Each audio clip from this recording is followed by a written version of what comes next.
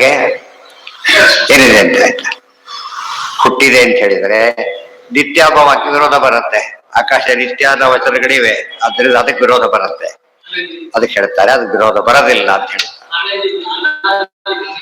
ಅದೇ ಹೇಳ್ತಾರೆ ಅಥಾಶೇಷ ಸಭಾಮ್ನಾಯ ವಿರೋಧಾಪಕೃತಿಂ ಪ್ರಭು ಕರಿಷ್ಯನ್ ಅಧಿದೈವಾಧಿಭೂತ ಜೀವ ಪರಾತ್ಮನಾಂ ಸ್ವರೂಪ ನಿರ್ಣಯಾಯೈವ ವಚನಾನಾಂ ಪರಸ್ಪರಂ ವಾದೇನ ಅನೇನ ಅವಿರೋಧಂ ದರ್ಶಯತಿ ಅಮಿತದ್ಯುತಿಃ. ಅಥ ಅಶೇಷ ಸಭಾಮ್ನಾಯ ವಿರೋಧಾಪಕೃತಿಂ ಪ್ರಭು ಕರಿಷ್ಯನ್ ಅಶೇಷ ಸಮಾಮ್ನಾಯ ವಿರೋಧ ಅಪಕೃತಿಂ ಪ್ರಭು ಕರಿಷ್ಯನ್.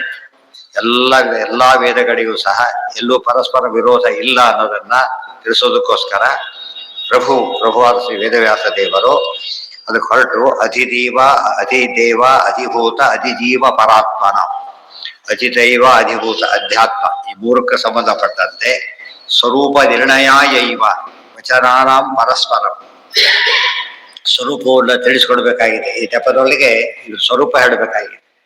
ಜೊತೆಗೆ ವೇದವಾಕ್ಯಗಳಲ್ಲಿ ಪರಸ್ಪರ ವಿರೋಧನ ಪರಿಹಾರ ಮಾಡಬೇಕಾಗಿದೆ. ತತ್ ಪಾದೇನ ಅನೇನ ಅವಿರೋಧಂ ದರ್ಶಯತಿ ಅಮಿತದ್ಯುತಿ.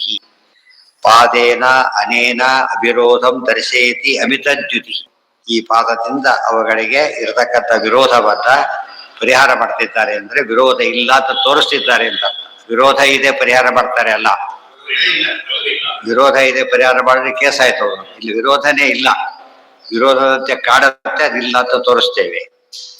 ಅನುಭೂತಿ ಯುಕ್ತಿ ಬಹುವಾಕ್ ವೈಲೋಮ್ಯಂಚ ತಥೋ ಅಧಿಕಂ ಏತತ್ ಸರ್ವಂ ತತಃ ಸಾಮ್ಯಂ ದ್ವಾರ ವೈಯರ್ಥ್ಯಮೇವ ಚ ದೃಷ್ಟಯುಕ್ತ್ಯನುಸಾರಿತ್ವಂ ಮುಕ್ತನ್ಯಾಯ ವಿರೋಧತಃ ಪ್ರಸಿದ್ಧಾನಾಂ ಪ್ರಸಿದ್ಧ ನಾಮ ಸ್ವೀಕಾರೇ ಬಹುವಾಕ್ಯಾನುವರ್ತಿತ ಲೋಕದೃಷ್ಟಾನುಸಾರಿತ್ವಂ ಜೀವ ಸಾಮಾನ್ಯ ಧೀರ ಸಾಮ್ಯಮನಾದಿತ ನ ತತ್ರ ತತ್ರ ಪರಿಜ್ಞಾನಂ ಗುಣಸಾಮ್ಯ ಶ್ರುತಿ ತಥಾ ಉತ್ಪತ್ತಿಮತ್ವಂ ಸಗುಣಾನ್ ಅನುಭೂತ್ಯನುಕಲ್ಪನೆ ಸ್ವಗುಣ ಅನನುಭೂತ್ಯನುಕಲ್ಪನೆ ನಾನಾಶ್ರುತಿಶ್ಚ ವೈಚಿತ್ರ್ಯಂ ಯುಕ್ತಯ ಪೂರ್ವಪಕ್ಷಗಾಹ. ಇವಿಷ್ಟು ಪೂರ್ವಪಕ್ಷದ ಯುಕ್ತಿಗಳು.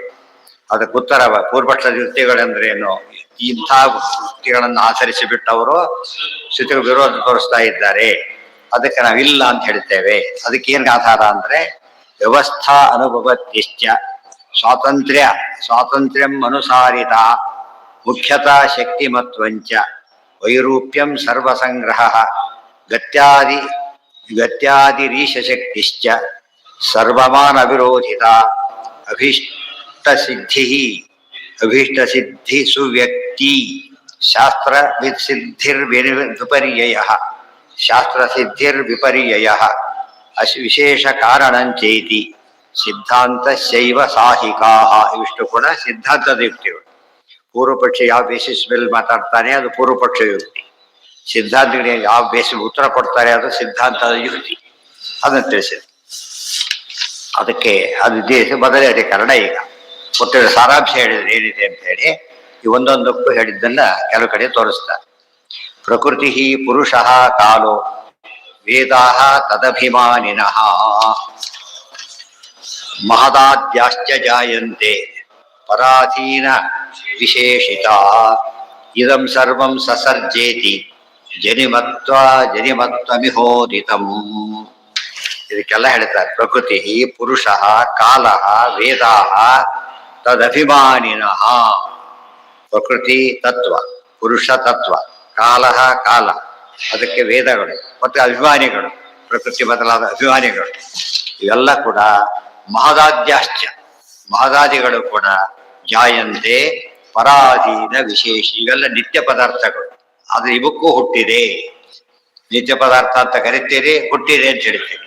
ಹೇಗೆ ಅದು ಕೂಡಿಸ್ತಾರೆ. ಪರಾಧೀನ ವಿಶೇಷಿತ.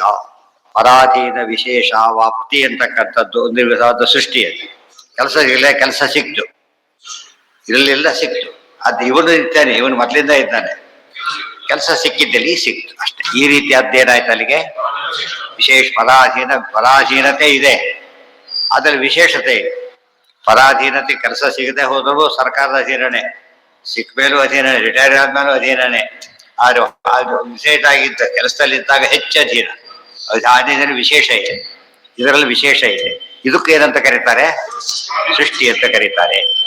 ನೀವು ಇಲ್ಲದನ್ನ ತರೋ ಸೃಷ್ಟಿ ಅಂತ ಕರೆದೇ ಇಲ್ಲ, ಅದು ಸುಳ್ಳದು, ಅಲ್ಲಿಗೆ ಸಾಧ್ಯ ಇಲ್ಲ, ಬರ್ಕೊಡುದು. ಇದಕ್ಕೂ ಸೃಷ್ಟಿ ಅಂತ ಕರೆಯೋದ್ರಿಂದ ಸರಿ. ಮಹದಾದ್ಯಾಶ್ಚ ಜಾಯಂತೆ ಪರಾಧೀನ ವಿಶೇಷಿತ ಇದಂ ಸರ್ವಂ ಸಸಜ್ಜೇತಿ ಜನಿಮತ್ವಂ ವಿಹೋದಿತಂ. ಪರಮಾತ್ಮೆಯೇ ಸೃಷ್ಟಿ ಮಾಡಿದ್ದಾನೆ, ಎಲ್ಲವನ್ನೂ ಸೃಷ್ಟಿ ಮಾಡಿದ್ದಾನೆ, ನಿತ್ಯವನ್ನೂ ಸೃಷ್ಟಿ ಮಾಡಿದ್ದಾನೆ. ಅಷ್ಟಾಗೆ ತನ್ನನ್ನು ಸೃಷ್ಟಿ ಮಾಡಿಕೊಡ್ತಾನೆ, ಶುದ್ಧ ತನ್ನನ್ನೇ ಸೃಷ್ಟಿ ಮಾಡಿಕೊಡ್ತಾನೆ. ಯಾರು ರಿಪೇರಿಸಿ ಆ ಸೃಷ್ಟಿ ಏನ ನಿರ್ವಿಕಾರವಾದ ಸೃಷ್ಟಿ.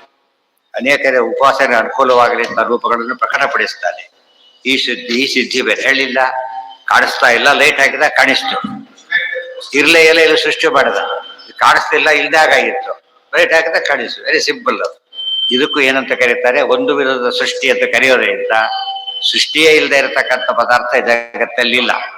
ಪರಮಾತ್ಮನ ಸೃಷ್ಟಿ ಅಲ್ಲೇ ಅಲ್ಲ, ಕಾರಣ ಅಭಿವ್ಯಕ್ತಿ ಅಷ್ಟೇ. ಅಭಿವ್ಯಕ್ತಿ ಇರೋದು ಸೃಷ್ಟಿ, ಎಲ್ಲಿ ಹೇಳಿದ ಅಭಿವ್ಯಕ್ತಿ ಕೂಡ ಸೃಷ್ಟಿ ಆದ್ದರಿಂದ. ಗೊತ್ತಾಯ್ತಾ? ಡಿಸ್ಕವರಿ ಕೂಡ ಏನದು? ಇನ್ವೆನ್ಷನ್ ಬೇರೆ, ಡಿಸ್ಕವರಿ ಬೇರೆ. ಇನ್ವೆನ್ಷನ್ ಹೊಸದಾಗಿ ಸೃಷ್ಟಿ ಮಾಡೋದು, ಇರೋದನ್ನು ತೋರಿಸೋದು, ಅದನ್ನು ಸಂಶೋಧನೆ ಅಂತ ಕರೀತಾ ಇರ್ತಾನೆ. ಆ ರೀತಿಯಲ್ಲಿ ನಡೆದಿದೆ. ಅದೇ ಒಂದು ಸೃಷ್ಟಿ. ಅದು ನಾವಿಗೆಲ್ಲ ಗೊತ್ತಿರೋ ವಿಕಾರ ಸೃಷ್ಟಿಯಲ್ಲಿ ಜಾಸ್ತಿ ಗೊತ್ತಿದೆ, ಅದನ್ನೇ ನೋಡ್ಲಕ್ಕೆ ಹೋಗ್ತೀವಿ, ಸಿಗೋದಿಲ್ಲ. ಸೃಷ್ಟಿ ಇಲ್ಲ ಅಂತೀವಿ, ಅಲ್ಲ, ಸೃಷ್ಟಿಯಲ್ಲಿ ವೆರೈಟಿ ಇವೆ. ಅವಾಗ ಕೆಲಸ ಸಿಕ್ತು, ಬಾರಿ ಸೀಟ್ ಎಲ್ಲ ಕೊಟ್ಬಿಟ್ಟ, ಮತ್ತೆ ಸೀಟ್ ಕೊಟ್ಟ, ಪ್ರಮೋಷನ್ ಸಿಕ್ತು, ಕೊಟ್ಟ. ಅದಕ್ಕೊಂದು ಕಾರಣ ಇದೆ. ಅದು ಕೂಡ ಏನಾಯ್ತು, ಈಗ ಹೊಸ ಪೋಸ್ಟಿಗೆ ಎಲಿವೇಟ್ ಆಗ್ತದೆ. ಆ ಅರ್ಥದಲ್ಲಿ ಸೃಷ್ಟಿಯಲ್ಲಿ ಅನೇಕ ವೈವಿಧ್ಯ ಇದೆ. ಆಕಾಶ ಮಾತ್ರ ಆಕಾಶ ಅದಕ್ಕೆ ಹೇಳ್ತಾರೆ. ಎಲ್ಲಾದರೂ ಹುಟ್ಟಿಸಿದ್ದಾರೆ ಎಂಬುದು ವಿರೋಧ ಇಲ್ವೇ ಇಲ್ಲ. ಅವಕಾಶ, ಆ ಅವಕಾಶ ಮಾತ್ರ ಆಕಾಶ ಅಥವುತ್ಪದ್ಯತೆ ಅನ್ಯಥ. ಅದಕ್ಕೆ ಹುಟ್ಟಿಲ್ಲ, ಹುಟ್ಟಿದೆ. ಆಕಾಶ ಆಕಾಶನೇ. ಬಿಲ್ಡಿಂಗ್ ಕಟ್ಸಿದ್ರೆ ಒಳಗೊಂದು ಆಕಾಶ ಕಾಣಿಸ್ತು, ಮಠ ಆಕಾಶ ಅಂತ. ಅದು ಆಕಾಶ ನಿತ್ಯವಾದದ್ದೇ. ಗೊತ್ತಾಗಿದೆಯಿಂದ ಏನ ಕಾಣಿಸಿ ಇದ್ರೊಳಗಿರೋ ಆಕಾಶಕ್ಕೆ ನಾವೇನಂತ ಕರಿತೇವೆ? ಮಠಾಕಾಶ, ಗೃಹಾಕಾಶ ಇತ್ಯಾದಿ ಕರಿತೇವೆ. ಆದ್ದರಿಂದ ಅದು ಆಕಾಶಕ್ಕೆ ಸೃಷ್ಟಿ. ಮತ್ತೆ ಆಕಾಶ ಇದ್ದೇ ಇದೆ, ಬಿಲ್ಡಿಂಗ್ ಬಿದ್ದರೂ ಆಕಾಶ ಬಿಡೋದಿಲ್ಲ. ಆ ನಿತ್ಯತ್ವನೂ ಇದೆ, ಈ ರೀತಿಯಾದ ಸೃಷ್ಟಿ ವ್ಯವಸ್ಥೆನೂ ಇದೆ, ತಪ್ಪಲ್ಲ. ಯದಿ ಅನಾಕಾಶತಾ ಪೂರ್ವಂ ಕಿಮ್ಮೂರ್ತ ನಿಬಿಡಂ ಜಗತ್ತೇ. ಮೊದಲು ಆಕಾಶ ಇಲ್ಲ ಅಂತ ಹೇಳೋದಾದ್ರೆ ಬರೀ ಏನಿರ್ಬೇಕಾಗಿತ್ತು? ಬರೀ ಮೂರ್ತ ಪದಾರ್ಥಗಳೇ ಇರ್ಬೇಕು, ಎಲ್ಲೆಲ್ಲೂ ಜಾಗನೇ ಇರ್ಬೇಕಾಗಿತ್ತು. ಅದಿದ್ರೆ ಅದಿಲ್ಲ, ಅವಕಾಶ ಇದೆ. ಸೊ ಆಕಾಶ ಬದಲಿದ್ದ ಇದೆ ಅಂತ ಆಯ್ತು. ಇಲ್ಲಿ ಸೃಷ್ಟಿ ಮಾಡಿದ, ಇದನ್ನ ಸೃಷ್ಟಿ ಮಾಡಿದ, ಈ ಕಾಲಕ್ಕೆ ಸೃಷ್ಟಿ ಮಾಡಿದ. ಎಷ್ಟು ವ್ಯತ್ಯಾಸ! ಇದನ್ನ ಅಂತ ಕರಿಬೇಕಾದ್ರೆ ಮೊದಲು ಇದ್ದಿದ್ದ ರೂಪ ಕೊಟ್ಟ, ಈ ಕಾಲದಲ್ಲಿ ಕೊಟ್ಟ, ಮೊದಲಿರಲಿಲ್ಲ. ಈ ಸ್ಥಳದಲ್ಲಿ ಕೊಟ್ಟೆ, ಬೇರೆ ಸ್ಥಳದಲ್ಲಿ ಇರಲಿಲ್ಲ. ಈ ರೀತಿ ಹೇಳಿದಾಗ ಏನಾಯ್ತು? ಸೃಷ್ಟಿಯ ಒಂದು ಮುಖ.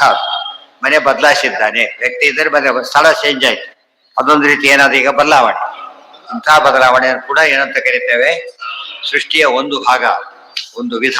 ಸಮಸ್ಯೆ ಇಲ್ಲ. ಮೂರ್ತ ಸಂಪೂರ್ಣತಾ ಚೈವ ಯಜ್ಜನಾಕಾಶತಾ ಭವೇತ್ ಮೂರ್ತ ದ್ರವ್ಯಾಣಿ ಚಾಕಾಶೇ ಸ್ಥಿತಾನ್ಯೇ ವಹಿ ಸರ್ವದಾ.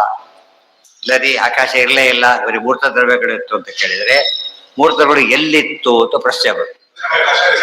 ಆಕಾಶ ಇತ್ತಾಗಿದ್ರೆ ಮೂರ್ತಗಳು ಇಲ್ಲಿತ್ತು ಅಂತ ಹೇಳಿದಾಗ ಆಕಾಶ ಇರ್ಲಿಲ್ಲ ಅಂತ ಬರಲಿಲ್ಲ. ಅರ್ಥ ಆಯ್ತು? ಆಕಾಶ ಎಲ್ಲಿತ್ತು ಉತ್ತರ ಬೇಕಿಲ್ಲ, ಈ ವಸ್ತು ಎಲ್ಲಿತ್ತು ಆಕಾಶ ಬೇಕು. ಆದ್ದರಿಂದ ಆಕಾಶಕ್ಕೂ ಕೂಡ ಸೃಷ್ಟಿ ಇದೆ. ಪರಾಧೀನ ವಿಶೇಷಾವಾಪ್ತಿ ರೂಪವಾದ ಸೃಷ್ಟಿ. ಅದ್ ನಿತ್ಯತ್ವನೂ ಇದೆ, ಸೃಷ್ಟಿನೂ ಇದೆ. ಅತ ಆಕಾಶ ಶಬ್ದೋಕ್ತ ತದ್ದೇವೋತ್ರ ವಿರಾಯಕ. ಅದಕ್ಕೆ ಆಕಾಶ ಅಂತ ಕರೀತಾರೆ, ಅದಕ್ಕೆ ದೇವತೆಗಳಿದ್ದಾರೆ. ಅದು ಹುಟ್ಟು ಆಕಾಶ ಬೇರೆ ಇದೆ, ಅದು ಬೇರೆ ಇದೆ. ಪಂಚಭೂತಗಳ ಆಕಾಶ, ಭೂತಾಕಾಶ ಬೇರೆ, ಅವ್ಯಾಕೃತ ಆಕಾಶಕ್ಕೆ ಬೇರೆ. ಅವ್ಯಾಕೃತ ಆಕಾಶಕ್ಕೆ ಸೃಷ್ಟಿ ಅಂತ ಹೇಳಿದ್ರೆ ಪರಾಧೀನ ವಿಶೇಷತ. ಇದು ಸೃಷ್ಟಿ ಅಂತ ಹೇಳಿದ್ರೆ ಸೃಷ್ಟಿನೇ. ಈ ಸೃಷ್ಟಿ ಕೂಡ ಎಂಥ ಸೃಷ್ಟಿ? ವಿಕಾರವನ್ನು ಒಂದು ಸೇರಿ ಹೊಂದು ಒಳಗಿರೋದನ್ನ ಅಭಿವ್ಯಕ್ತಿಗೊಳಿಸೋದು. ಇದು ಕೂಡ ಅಲ್ಲಿ ಇಲ್ಲೇ ಇಲ್ಲ, ಇಲ್ಲಿರೋದು ಅಭಿವ್ಯಕ್ತಿ ಆಗ ವಿನಾಯಕ. ಇದು ಭೂತಾಕಾಶಕ್ಕೆ, ಅದಕ್ಕೆ ಯಾರು ದೇವತೆಗಳು? ಸಾಕ್ಷಾತ್ ಮಹಾಲಕ್ಷ್ಮಿ. ಇದಕ್ಕೆ ಗಣೇಶ.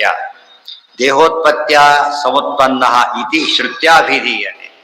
ಇಲ್ಲಿ ಎರಡು ಸೃಷ್ಟಿ ಇದೆ, ಒಂದು ಅಭಿವ್ಯಕ್ತಿ ಸೃಷ್ಟಿ, ಒಂದು ಅಭಿಮಾನಿ ಸೃಷ್ಟಿ. ಒಂದು ಅಭಿಮಾನಿ ಹುಟ್ಟುತ್ತಾನೆ, ಅಭಿಮಾನಿ ಹುಟ್ಟುತ್ತಾನೆ, ಆದ್ರೆ ಅಭಿವ್ಯಕ್ತಿಯಲ್ಲಿ ಹುಟ್ಟಿಲ್ಲ, ಕಾಣಿಸ್ತಾನೆ.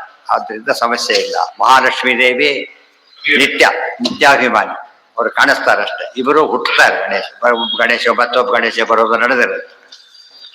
ಅತ ಆಕಾಶ ಶಬ್ದೋಕ್ತ ತದ್ದೇವೋತ್ರ ವಿನಾಯಕ ದೇಹೋಪತ್ಯ ಸಮುತ್ಪನ್ನ ಇತಿ ಶ್ರುತ್ಯ ಅಭಿಧೀಯತೆ. ಈಗ ದೇಹದ ಉತ್ಪತ್ತಿಯಿಂದ ಹುಟ್ಟಿದ್ದಾನೆ ಅಂತೇಳಿ ಶ್ರುತಿ ಹೇಳ್ತಾ ಇದೆ. ಆದ್ರಿಂದ ಶ್ರುತಿ ಅಪ್ರಮಾಣ ಆಗಲಿಲ್ಲ. ಒಂದ್ ಕಡೆ ಶ್ರುತಿ ನಿತ್ಯ ಅಂತ ಹೇಳಿದ ಶ್ರುತಿ, ಇನ್ನೊಂದ್ ಕಡೆ ಸೃಷ್ಟಿ ಆಗುತ್ತೆ ಅಂತ ಹೇಳಿದರೆ ವಿರೋಧ ಬಂತು ಅಂತ ಹೇಳಿದ್ರಲ್ಲ, ಬರಲಿಲ್ಲ ಅಂತ ಹೇಳಿದ್ರು. ಭೂತಮಪ್ಯಸಿತಂ ದಿವ್ಯ ದೃಷ್ಟಿಗೋಚರಮೇವ ತತ್ ಉತ್ಪದ್ಯತೆ ಅವ್ಯಾಕೃತಂ ಹಿ ಗಗನಂ ಸಾಕ್ಷಿಗೋಚರಂ. ಭೂತಮಪಿ ಅಸಿತಂ ದಿವ್ಯ ದೃಷ್ಟಿಗೋಚರಮೇವ. ಈ ಭೂತಾಕಾಶ ಇದೆ, ಇದಕ್ಕೊಂದು ಬಣ್ಣನೂ ಇದೆ, ಆದ್ರೆ ಸೂಕ್ಷ್ಮ ದೃಷ್ಟಿ ಕಾಣಿಸೋದಿಲ್ಲ. ಆಕಾಶಕ್ಕೆ ಬಣ್ಣ ಯಾವುದು ಇಲ್ಲೇ ಇದೆ. ಉತ್ಪದ್ಯತೆ ಅವ್ಯಾಕೃತಂ ಹಿ ಗಗನಂ ಸಾಕ್ಷಿಗೋಚರ. ಇದು ಕಣ್ಣಿಗೆ ಕಾಣಿಸುತ್ತೆ. ಭೂತಾಕಾಶಕ್ಕೆ ವ್ಯತ್ಯಾಸ ಹೇಳ್ತಾರೆ, ಅಂತ ವೆರಿ ಇಂಪಾರ್ಟೆಂಟ್. ಭೂತಾಕಾಶ ಮತ್ತು ಆಕಾಶ ಎರಡಿದೆ. ಈ ಅವ್ಯಾಕೃತ ಆಕಾಶ ಕಾಣಿಸೋದೇ ಇಲ್ಲ, ಬರೀ ಕಣ್ಣಿಗೆ, ಸಾಕ್ಷಿ ಗೊತ್ತಾಗುತ್ತೆ. ಇದು ಹಾಗಲ್ಲ, ಕಣ್ಣಿಗೆ ಕಾಣಿಸುತ್ತೆ. ಯಾವ ಕಣ್ಣಿಗೆ? ದಿವ್ಯ ದೃಷ್ಟಿ ಗೋಚರ, ದಿವ್ಯ ದೃಷ್ಟಿಗೆ ಕಾಣಿಸುತ್ತೆ. ಅರ್ಥ ಆಯ್ತಾ? ಈಗ ಬ್ಯಾಕ್ಟೀರಿಯಾ ಇದೆ, ವೈರಸ್ ಇದೆ, ಒಂದು ಪದಾರ್ಥನೂ ಇದೆ, ಬರೀ ಕಣ್ಣಿಗೆ ಇದು ಕಾಣಿಸುತ್ತೆ. ಅದು ಮೈಕ್ರೋಸ್ಕೋಪಿಕ್ ಕಾಣುತ್ತೆ, ಅದು ಮೈಕ್ರೋಸ್ಕೋಪಿಕ್ ಕಾಣುತ್ತೆ. ಸೂಕ್ಷ್ಮತೆ ಜಾಸ್ತಿ ಆಗ್ತಾ ಹೋಗುತ್ತೆ. ಸೂಕ್ಷ್ಮವಾದ ಕಾಣಿಸ್ತಾ ಹೋದ ನಮಗಿಲ್ಲ ಅಂತ ಕರೆಯೋ ಅಭ್ಯಾಸ ಇದೆ, ತಪ್ಪದು. ಅತಿ ಸೂಕ್ಷ್ಮ ಅಂತ ಕರೀಬೇಕು. ಇಲ್ದೆ ಹೋದ್ರೆ ಇಲ್ಲ, ಅದು ಇದೇ ಕಾಣಿಸೋದಿಲ್ಲ ಅಂದ್ರೆ ಸೂಕ್ಷ್ಮ ಅಂತ ಅರ್ಥ. ಈ ರೀತಿ ಇರೋದ್ರಿಂದ ಯಾವ ಸಮಸ್ಯೆಯು ಎಲ್ಲ ಜಗತ್ತಿನ ಅರ್ಥ ಮಾಡ್ಕೊಳ್ಳೋ ರೀತಿ, ಬರೀ ವಿರೋಧ ಪರಿಹಾರ ಮಾಡೋದ್ರ ವಸ್ತುಸ್ಥಿತಿ ಹೇಳ್ತಾ ಇದ್ದಾರೆ. ಈ ರೀತಿ ಇದೆ. ಆದ್ರೆ ಪೂರ್ತಿ ಯಾವ ರೀತಿಯಲ್ಲೂ ವಿಕಾರ ಹೊಂದಿರತಕ್ಕಂಥ ವ್ಯಕ್ತಿಗಳಿದ್ದಾರೆ, ನಿತ್ಯ ಮುಕ್ತರು. ಸ್ವಾತಂತ್ರ್ಯ ದೇವರಿಗೆ ಮಾತ್ರ, ಉಳಿದವರಲ್ಲಿ ದೇಹ ಸೃಷ್ಟಿ ಇದೆ, ಸ್ವರೂಪ ಸೃಷ್ಟಿ ಇಲ್ಲ, ಎಲ್ಲ ತಿಳಿಸ್ತಾ ಹೋಗ್ತಾರೆ. ಏತಂ ಭೂತಮಪಿ ಅಸಿತಂ ದಿವ್ಯ ದೃಷ್ಟಿ ಗೋಚರಮೇವತು ವಿದ್ಯತೆ ಉತ್ಪದ್ಯತೆ. ಅದು ಉತ್ಪದ್ಯತೆ, ಭೂತಾಕಾಶ ಹುಟ್ಟುತ್ತೆ. ಅವ್ಯಾಕೃತ ಗಗನಂ ಸಾಕ್ಷಿ ಗೋಚರಂ. ಅವ್ಯಾಕೃತ ಆಕಾಶ ಎಂಬ ಸಾಕ್ಷಿ ಗೋಚರ. ಪ್ರದೇಶ ಇತಿ ವಿಜ್ಞೇಯಂ. ಪಂಚಭೂತಗಳು ಹುಟ್ಟಲಿಲ್ಲ. ಆತ್ಮರ ಆಕಾಶ ಸಂಭೂತ, ಆಕಾಶಾದ್ ವಾಯು, ವಾಯೋರಗ್ನಿ, ಅಗ್ನೇರಾಪ, ಪೃಥಿವಿ ಬಂದಿಲ್ಲ. ಆ ರೀತಿ ಹುಟ್ಟು. ಉತ್ಪದ್ಯತೆ ಅವ್ಯಾಕೃತಂ ಹಿ ಗಗನಂ ಸಾಕ್ಷ್ಯಗೋಚರಂ ತಥಾಪಿ ಮೂರ್ತ ಸಂಬಂಧ ಪರತಂತ್ರ ವಿಶೇಷಯುಗ. ಆದ್ರೂ ಕೂಡ ಮೂರ್ತ ಸಂಬಂಧ ಪರತಂತ್ರ ವಿಶೇಷವನ್ನು ಹೊಂದಿರುವಿಕೆಂತಿದೆಯಲ್ಲ, ಅದು ಸಂಬಂಧ. ಖಮೇವ ಉತ್ಪತ್ತಿವನ್ನಾಮ ಶ್ರುತಿ ಶಬ್ದ ವಿವಕ್ಷಿತಂ. ಅದಕ್ಕೆ ಅವ್ಯಾಕೃತ ಆಕಾಶಕ್ಕೆ ಉತ್ಪತ್ತಿ ಅಂದ್ರೆ ಹಾಗೆ, ಇದಕ್ಕೆ ಉತ್ಪತ್ತಿ ಅಂದ್ರೆ ಹೀಗೆ. ಪ್ರಕೃತಿ ಪುರುಷ ಕಾಲ ಇತ್ಯೇತೆ ಚ ಸಮಸ್ತಶಃ. ಪ್ರಕೃತಿ, ಪುರುಷ, ಕಾಲ ಇವಿಷ್ಟು ಕೂಡ ಸಮಸ್ತಶಃ ಈಶಾಧೀನ ವಿಶೇಷೇಣ ಜನ್ಯಾ ಇತ್ಯೇವ ಕೀರ್ತಿತ. ಈಶಾಧೀನ ವಿಶೇಷೇಣ ಜನ್ಯಾ. ಅರ್ಥ ಆಯ್ತಾ? ಈಶಾಧೀನ ಮತ್ತು ವಿಶೇಷತೆ ಒಳಗಾಗಿದ್ದರಿಂದ ಹುಟ್ಟು ಅಂತ ಕರೀತಾರೆ. ಕಾಲ ಪ್ರವಾಹ ಏವೈಕೋ ನಿತ್ಯೋರತು ವಿಶೇಷವಾನ್. ಕಾಲ ಪ್ರವಾಹನೂ ನಿತ್ಯನೇ ಹಾಗೇನೆ. ಪುರುಷ ಇದಕ್ಕದಕ್ಕೂ ವ್ಯತ್ಯಾಸ ಇದೆ. ಆಕಾಶದಲ್ಲಿ ಯಾವ ಚೇಂಜ್ ಇಲ್ದೇನೂ ಇದೆ, ಕಾಲದಲ್ಲಿ ಬದಲಾವಣೆ ಇದೆ. ಆದ್ರೆ ಪ್ರವಾಹ ನಿತ್ಯನೇ, ಅದೇನು ಇದಾಗಿಲ್ಲ. ಕಾಲ ನಿತ್ಯ, ಪ್ರವಾಹನೂ ನಿತ್ಯ. ಅದರ ಅಣುಗಳ ದೃಷ್ಟಿಯಿಂದ ಏನಾಗಿದೆ ಅದಕ್ಕೀಗ ಪಾರ್ಟ್ ವೈಸ್ ಅದೇನೋ ಅನಿತ್ಯ. ಆದ್ರೆ ಒಟ್ಟು ಕಾನ್ಸೆಪ್ಟ್ ಸಚ್ಚ ನಿತ್ಯ. ಸೊ ವಿವರಣೆ ಸ್ವಲ್ಪ ವ್ಯತ್ಯಾಸ ಇದೆ ಅದಕ್ಕೂ ಇದು. ಪುರುಷ ಅವ್ಯಕ್ತ ಕಾಲಾನಾಂ ರಮಾ ಏವ ಏಕಾಭಿಮಾನಿನಿ. ಪುರುಷ, ಅವ್ಯಕ್ತ, ಕಾಲ ಈ ಮೂರಕ್ಕೂ ಕೂಡ ರಮಾ ಏವ ಏಕಾ ಅಭಿಮಾನಿ. ಅವರೊಬ್ಬರೇ ಮುಖ್ಯಾಭಿಮಾನಿ, ಅವರೊಬ್ಬರೇನೆ.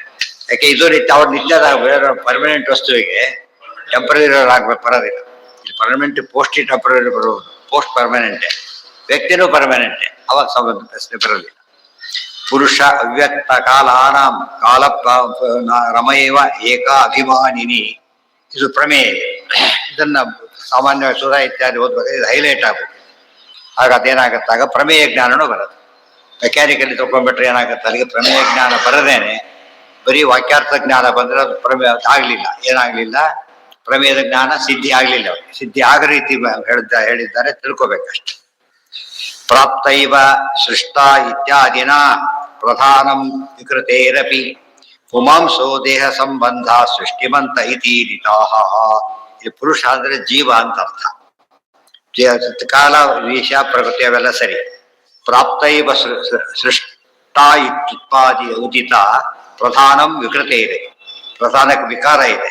ಅಭಿಮಾನಿ ದೇವತೆಗೆ ಏನು ಇಲ್ಲ. ಪುಮಾಂಸೋ ದೇಹ ಸಂಬಂಧ ಸೃಷ್ಟಿಮಂತ. ಎಲ್ಲಾ ಜೀವರಿಗೂ ಒಟ್ಟು ಅಭಿಮಾನಿ ಮಹಾಲಕ್ಷ್ಮಿ. ಅವರಿಗೆ ದೇಹ ಸಂಬಂಧ ಬಂದಾಗ ಸೃಷ್ಟಿ ಆಯ್ತು ಅಂತ ಕರೀತಾರೆ. ದೇಹ ಸಂಬಂಧ ಬಂದಾಗ ಶಾಪ ಕೊಟ್ರು, ಭೂಲೋಕದಲ್ಲಿ ಹುಟ್ಟಿ ನೀವು ವಸುಗಳಿಗೆ ಹುಟ್ಟಿದ್ರು, ಆಯ್ತಾ ಇಲ್ಲ. ಆ ವ್ಯಕ್ತಿ ಇದ್ದಾರೆ ಮತ್ತೆ ಹುಟ್ಟಿದ್ರು, ಈ ಹುಟ್ಟಿದೆ, ಅಲ್ಲಿ ಒಂದು ಹುಟ್ಟಿದೆ, ಅದು ಸ್ವರೂಪ ಮಾತ್ರ ನಿತ್ಯನೇ. ಇತೀರಿತಾಹ. ಇಷ್ಟು ಕೂಡ ಯಾವ್ದು ವಿವರಣೆ ಆಯ್ತು. ಆಕಾಶದ ಬಗ್ಗೆ ದೊಡ್ಡ ಸಪ್ಪೆ ಸೂತ್ರ ಏನಂತಿದೆ ಇಲ್ಲಿ, ನಾವಿಯತ್ ಅಶ್ರುತೆ, ನಾವಿಯತ್ ಅಶ್ರುತೆ. ವಿಯತ್ ಅಂದ್ರೆ ಆಕಾಶ, ಆಕಾಶಕ್ಕೆ ಹುಟ್ಟಿಲ್ಲ ಅಂತ ತಿಳ್ಕೊಳಕ್ ಹೋಗ್ಬೇಡಿ, ಹುಟ್ಟಿದೆ ಅಂತ ಹೇಳಿ ಇದೆಲ್ಲ ವಿವರಣೆ ಕೊಟ್ಟಿದ್ದಾರೆ. ಅದ್ರಲ್ಲಿ ಬರೆದಿದ್ದು ಸ್ವಲ್ಪ ಇದೆಲ್ಲ ಕೂಡ ಸೇರಿಸಿ ಯಾತಕ್ಕೆ ಅಂತ ವಿವರಣೆ. ಅದಕ್ಕೆ ಸ್ವಯಂಕೃತಾಪಿ ತದ್ವ್ಯಾಖ್ಯ ಕ್ರಿಯತೆ ಸ್ಪಷ್ಟತಾರ್ಥತಃ. ನಾವು ಭಾಷ್ಯ ಬರೆದಿದ್ರು ಕೂಡ ಅರ್ಥ ಸ್ಪಷ್ಟವಾಗಲಿ ಅಂತ ಅನುವ್ಯಾಖ್ಯಾನ ಬರಿತಿದ್ದೇವೆ ಅಂತ ಹೇಳಿದ್ರಲ್ಲ, ಇದೇ ಸ್ಪಷ್ಟತೆ ಇದ್ರೆ ಇಷ್ಟು ತಿಳ್ಕೊಂಡ್ರೆ ಆಯ್ತು. ಅದೇ ನಾಳೆ ದಿವಸ ಮಾತರಿಶ್ವಾಧಿಕರಣ. ವಾಯುದೇವರು ಹುಟ್ಟಿದೆಯೋ ಇಲ್ವೋ ಪ್ರಶ್ನೆ. ವಾಯುದೇವರೆಲ್ಲ ಮುಖ್ಯ ಪ್ರಾಣ, ಈ ವಾಯುಗಳಿಗೆಲ್ಲ ಮುಖ್ಯ ಪ್ರಾಣ. ಭೂತವಾಯು ಪ್ರಶ್ನೆ ಬಂದಿಲ್ಲ, ಯಾಕೆ ಪೃಥ್ವಿ ತೇಜೋ ವಾಯು ಆಕಾಶ ಅದಲ್ಲ. ಮುಖ್ಯ ಪ್ರಾಣದವರಿಗೆ ಹುಟ್ಟಿದೆಯೋ ಇಲ್ವೋ ಅದನ್ನ ನಾಳೆ ಹೇಳ್ತಾರೆ. ಅಲ್ಲಿಗೆ ಇನ್ನೊಂದು ವಿಷಯ ಯಾಕೆ ಯಾತಕ್ಕೆ ಒಂದರಲ್ಲಿ ಯಾಕೆ ಹೇಳಲಿಲ್ಲ ಅಂದ್ರೆ ಸ್ವಲ್ಪ ವ್ಯತ್ಯಾಸ ಇದೆ ಹೇಳ್ಬೇಕು. ವ್ಯತ್ಯಾಸ ಇದ್ದಾಗ ಏನ್ ಮಾಡ್ತಾರೆ, ಸ್ವಲ್ಪ ಬೇರೆ ಮಾಡ್ತಾರೆ.